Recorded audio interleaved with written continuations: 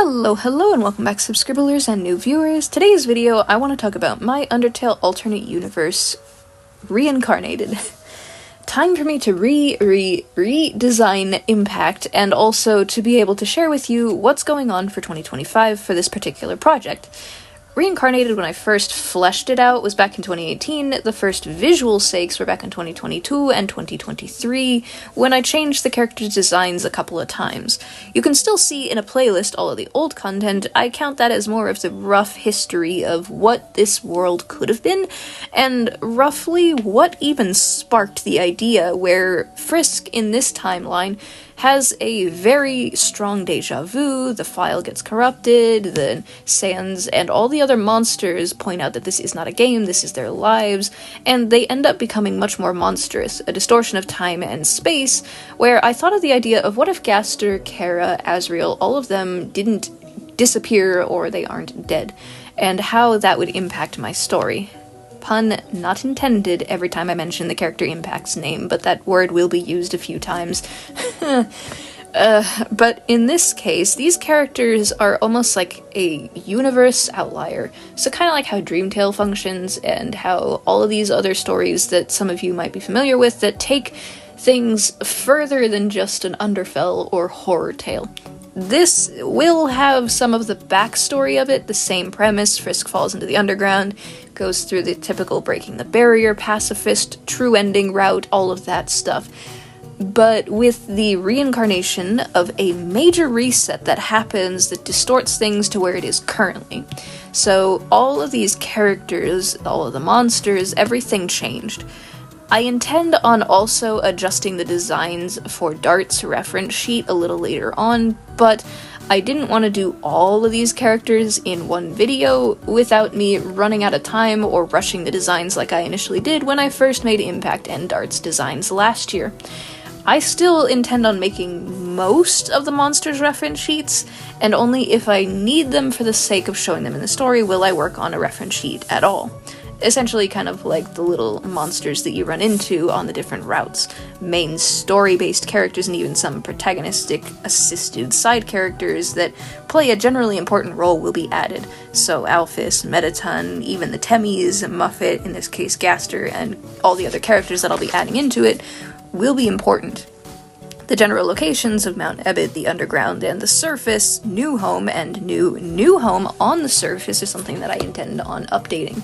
For the sake of a map, I'm not sure if I will visually show what's going to end up happening, but essentially there is the before the major reset, the actual major reset, and then from that point onward we're the new human protagonist, which I will either be calling Ray or Eli. More than likely I'm going to end up calling them Ray, and try to figure out how this adult human who is trying to figure out where they want to be in the world. They've lived on the surface for quite a while and are aware of the history with these monsters, with the sort of myths and lore behind all this reincarnation and why these monsters are so monstrous, but nobody really knows.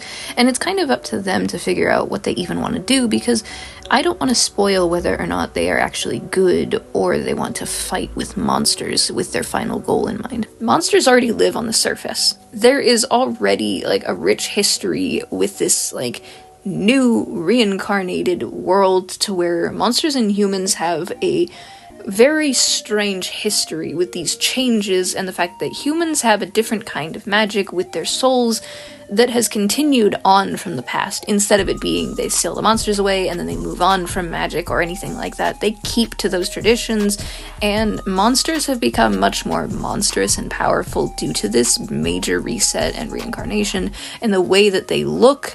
That's one of the key art points that I wanted to personally make, so when I get around to designing some of the characters, they will have very distinct, directly affected markings from the time that they had interacted with Frisk or Kara.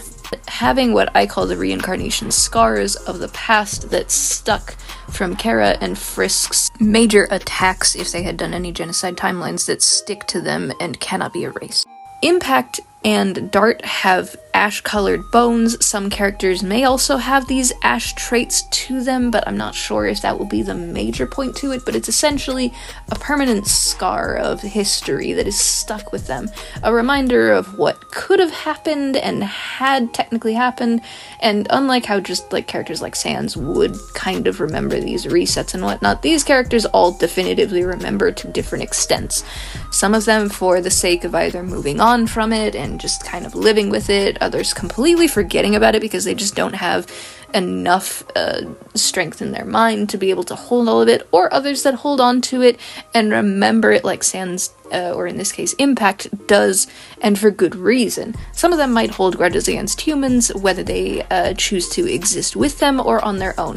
That's why with the underground, it is a choice for the monsters and the humans either to stay underground or go up to the surface, but humans will still travel, be it the surface or underground, but more than likely there is more monsters than humans still in the underground. As far as where Frisk and Kara reside, that will be up to me sharing that for the story in the future tellings. The way that I aim to share this story is sort of like what I did with my own original story, Louvel, which is having a speed paint, sharing the story as if I'm reading it like a book to you all, and or also showing some of my comic pages, possible assisted voice acting, or just in general editing like crazy to add in some dialogue if I cannot find appropriate voice acting and sound effects that I feel best fit for what I want, and same for future animation memes and animatics for any key points that I want to share and show off. Mainly, I want to be able to make myself proud, so to speak, or at least my younger self, back when I first discovered Undertale around 2016 and 2017, and properly started to flesh out the idea in 2018, all the way up to most present, where these characters have changed so much so that I don't want them to just exist specifically and only for me, or become sort of forgotten, fallen out media that only shows up in like the loose concepts idea in corner. I want this story to have a start, middle, and end. And for those who are wondering, I don't think I'll ever get it to be a full animated series, but boy howdy do I really want to try to be able to, at the very least, come up with a video where I can read out the story for you, with some visual assistance of some of my illustrations, also with some important animatics or comic pages that you can refer to be able to visually see these characters interacting with each other, and also to show off that it isn't just a Sans comic, it is going to show off a new protagonist human, and the story that will show the past of what happened with Frisk, the major reincarnation reset thing that happened, and then the character with the new protagonist, and everything onward for this story. So if that sounds interesting to you guys and you would like to follow along, I would appreciate any feedback and any questions. I will happily try to answer as this story develops as one of my major projects for 2025. Thanks so much for watching. Stay possum. That's all the time that we have for today. Thank you so very much. If you have not already, don't forget to leave some likes and comments and subscribe to join the Subscribblers squad. In the meantime, don't forget to check out some of my playlists, and if you would like any fan artwork featured at the end of the video in the Subscribblers gallery, tag me in it. I would love to see what you guys make, and if you'd like to support my works and see more, check out my card link below, especially for the patron exclusive rewards. £2 a month, the Fennec Fox tier gets you access to secret sketches and artwork early. The Arctic Foxes, for £5 a month, you get exclusive access to videos and webtoons pages early, and the Red Foxes have the opportunity to be featured as a background character or a commission instead, and your name read out at the end of the videos just like this. Thank you so much to Frankie Jr. 13. Stay possum, Subscribblers, and I'll see you real soon.